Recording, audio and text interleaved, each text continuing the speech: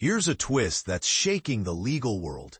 A high-ranking U.S. attorney is pushing to charge James Comey with lying to Congress, even though prosecutors themselves concluded there's no solid evidence to support the case. This isn't just a bureaucratic footnote. It's a bold move that raises questions about the balance between political influence and legal integrity.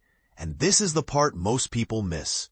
The entire process hinges on a narrow legal deadline and a grand jury's willingness to act against what investigators say is flimsy groundwork. Let's break it down.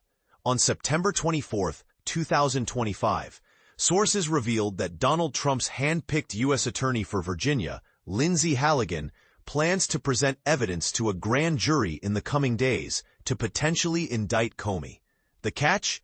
A months-long investigation by Department of Justice, DOJ. Prosecutors found no probable cause to justify the charges. In legal terms, this means the evidence was so weak that even the low bar for securing an indictment, let alone a conviction, wasn't met. To put it plainly, the prosecutors who reviewed the case said, "We can't make this stick." The situation gets even more contentious. According to DOJ guidelines, prosecutors are supposed to avoid charging someone unless they're reasonably confident a conviction would hold up in court.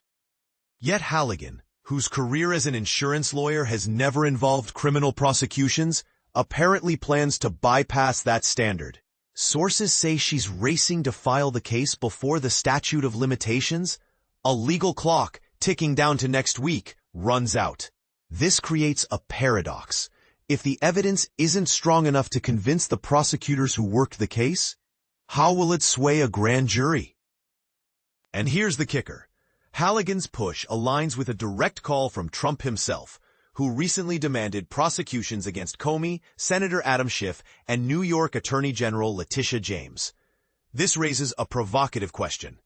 Is this a legitimate legal pursuit, or a strategic play to weaponize the justice system for political gain?